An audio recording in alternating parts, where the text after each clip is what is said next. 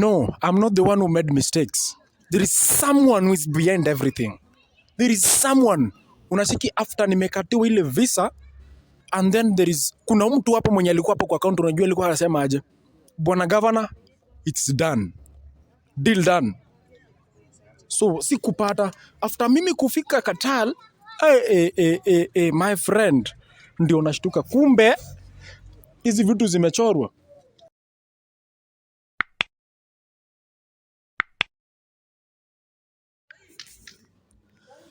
Of course, ladies and gentlemen, East and Central Africa, you have always made us to be number one. And that's why every time we bring you the most complex, of course, the most mouth enticing, the most mouth watering piece of umbea. Of course, you know. Nimepitia pale mtandaoni and I've seen some things trending and I've just decided manze, mbona nisikuje kwa mtaa sasa niingie kwa ground nipitie pale hivyo shimo kwa shimo, unaelewa, kwa mtego after mtego, mtu kwa mtu, mpaka nijue how everything is happening. Of course mnajua hapa hivi ukiingia hapa kwa Pastor Show, this is the best channel of course that brings you the most mouth enticing piece of umbea. Ukiingia hapa you can occupy the front seats. Unaweza kalia viti za katikati, ama ukipenda unaweza kuwa backbencher. Kwa leo tuambie unakalia kiti gani, na ukiwa umekalia una watch kutoka wapi? Of course, ladies and gentlemen, the last time I myself talked with Melki, I think it was time that everything was almost going south. I don't understand why. This guy sijui mwana masaibu inamkimbiza left and right, unaelewa, but we want to understand how everything is.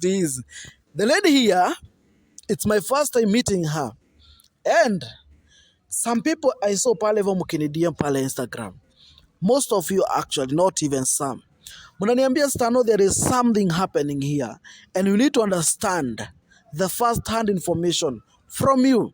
That's why of course mnajua mimi ikifika na wakati umbea, nilimwambia sitawaingiza uvivu, uoga na makasiriko. Tuko ready? Hope mko sawa. Have you liked the video? Hope umesubscribe. Tuanze kazi. Let me start from this young man. Wow, welcome on set. Thank you Stano, kwaje? Niko fiti sana. Hata mimi niko fiti, niko fresh baridi kawaida. Melki, acha nianze na kukuuliza hii swali rahisi sana. How is everything right now? The last time I myself tuliongea na wewe pale mtandaoni, you are crying. You are crying. How is you? Ilikuwa that the darkest days in my life Stano. Even at the moment, bado the tables in turn up and down. Bado sahi siko hata tu fiti kabisa. Bana watu walinitesa vibaya sana. Sijui sasa tuanze na wapi. Uko ready tuanze hii kitu? Nataka tuanze na safari yako ya kwenda kujaza visa. Safari yako ilikuwaje? Safari yangu ilikuwa very tiresome. Of course nilichoka vibaya sana. Reason being, at first unajua nimetoka from home kuelekea airport. The visa I was supposed to apply ilikuanga universal visa. Yenye I'm supposed to access every country, na ingia tu kava venye najisikia. Hiyo siku kufika airport napata like nimechenjiwa visa. Of course sikujua kama visa ilichenjiwa, because unajua wakati umekata tiketi ya ndege unaitwa namba fulani kuja. I applied, nilifaa kwenda London bana. Surprisingly nilijipata mahali hata mimi mwenyewe sikujua. Gulf. Qatar. Melki, there were two possibilities hapa hivi. And I've done my few research pale hivyo kule hivyo And was you the one who made the mistake, or what happened hapa hivyo katikati yako na wewe na visa na ndege? No, I'm not the one who made mistakes. There is someone who is behind everything. There is someone. Unashiki after nimekatiwa ile visa, and then kuna mtu hapo mwenye alikuwa hapo kwa account, unajua alikuwa anasema aje? Bwana governor, it's done. Deal done. So sikupata after mimi kufika Qatar, My friend, ndio nashtuka kumbe hizi vitu zimechorwa. Who's this behind this? Nani aligeuza hizi? Maze nilichoka vibaya. Hata biashara nilienda kufanya mazi hata London sasa sikuweza kufanya. But before pale ndege ianze safari, of course kuna kuanga na ile preparation. I don't know, wanaitwaje director pale. Wale watu pale kwa ndege wanakuambia the flight is about to start. Air hostess. Yeah. Not air hostess, Si wale wanakuserve na chakula. Yule mwenye anakuanga na mic. Ata cabin crew. Oh. Exactly. Wacha nianze. The flight is about to start and the flight is going to land in. Haukusikia hapo? Hapo si kusikia. Mazee walinichanganya. Sikia hii si London. Unajua usikia ina land Qatar. This time around things changed. Mwenye alikuwa kwa cabin, I don't know chenye alikuwa akiongea because hakuongea kama for example people were supposed to go to London. Unacheki venye huyo mtu anaweza ongea. But sasa this time hakuongea jina ya London ama hakusema any country. Ticket number fulani from this you're supposed to go this way. Una get? Hakusema kama like if kama mtu angesema people are supposed to go to London, I was to go. People are supposed to go to Qatar, I was to go. But this time round, au mwenye alikuwa kwa cabin aliongea zake. Alisema ticket number fulani from this number to this number, abili ndege. Unacheki? Ni hivyo tu ndio walikuwa akisema. Hakuna jina iliongewa. Though walinichanganya my friend akili, so even kuna story nimesikia pale, sijui kama ni za ukweli ama ni za uongo. Story gani? The person who received you pale hivyo kwa airport pale Qatar ni mama. Au mama simu mama wa mama walikuwa group of women. Na me I supposed venye nilifaa kufika London, there's a young man who was to pick me from the airport. So hapo kufika mimi nilishtuka na group of women, around 10 women wenye walikuwa kipiga nduru kwa airport. You get? Niambie picture yenye umefika mahali kama unadhani unakaribishwa, watu wanaanza kupiga nduru. This is the man. Ni wazimu huyu. Nilishtuka vibaya sana. Mimi ndio hiyo moja kwa moja nikashikwa, nikarudishwa hadi Kenya. Kufika tena JKIA my friend. The group of women walikuwa hapo bado. Group of 10 women. Wa mama madem ama nini? Wa mama adhe wamejaa. Una get? The same, naona the group of women the same number ndio ilikuwa Qatar, ndio ilikuwa hapa Kenya nikirudishwa bado.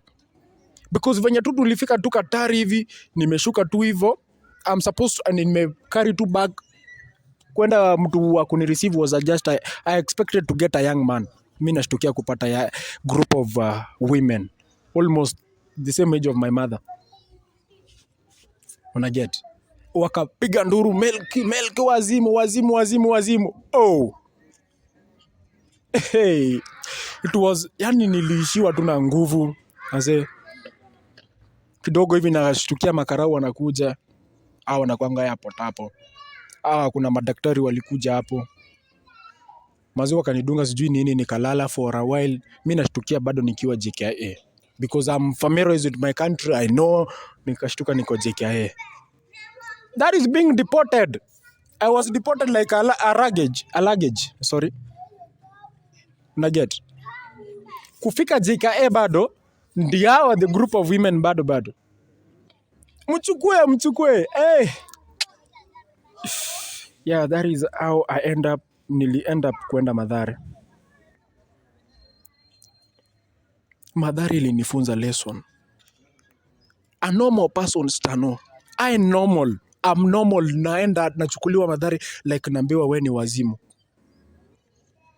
It was literally, yani hiyo ndio kitu sitaisahau kwa maisha yangu. After there, because haikuwa wanakaa for a long time hapo, they had to change positions ama wana change time. Una get? Nilikaa Mathare for even few hours. Ndio wakanichukua hadi Kisumu. So kufika Kisumu hapo maisha ilikaa ngumu. Chakula unajua mimi I never used to eat pale Rusinga Highlands. Hapo ndio waliniweka. nikakaa hapo then for a short tukakaa na hapo tulikaanga for a short while, wakanichukua kizimba fulani, tukaingia kwa msitu fulani, tukaingia somehow cave, some kind of a cave, but kufika ndani hiyo mazimu place imetengenezwa but vitanda ndio imejaa. Hapo ndio mawazimu wanawekwa ama unwanted persons. I don't know who was behind everything.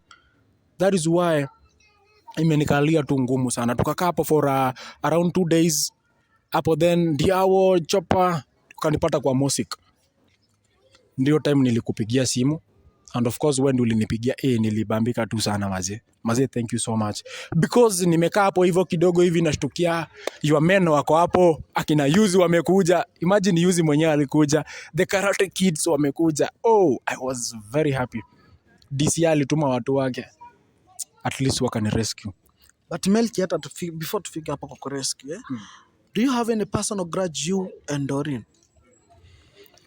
Grudge yenye mimi naweza kuwa nayo, of course, yenye na sense and of course imekuwa open to everyone, and I think is about Maxwell.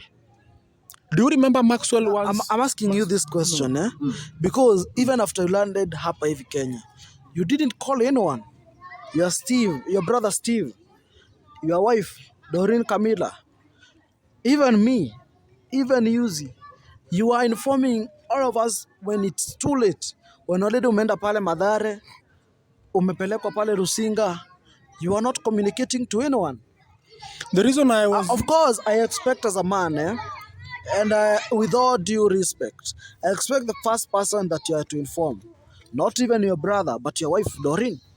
Okay, the reasons as to why I never even called anyone. Okay, I called Doreen, to be sincere, but she never picked my calls.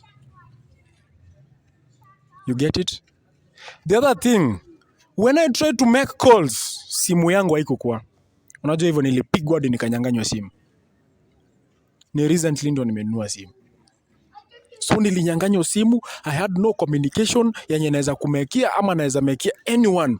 Akuja at least nimwambie mazee nimefanya hivi na hivi. If kama nilipiga venye, hata kama nilipiga hiyo simu ya Doreen, she never picked.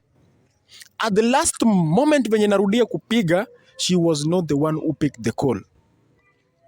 It was another man. I don't know who was he. It was another man who picked the call. Once alipick hiyo call, hiyo simu tu ilipigwa tu. Una get? That was the end of the communication. That is it. Wow. Do you know her? Unamjua? Wow. Before you can say anything, welcome on set. Thank you for having me. Uko poa? Niko poa. Nice to meet you for the first time. Nice to meet you too as well. Don't you feel shaking because of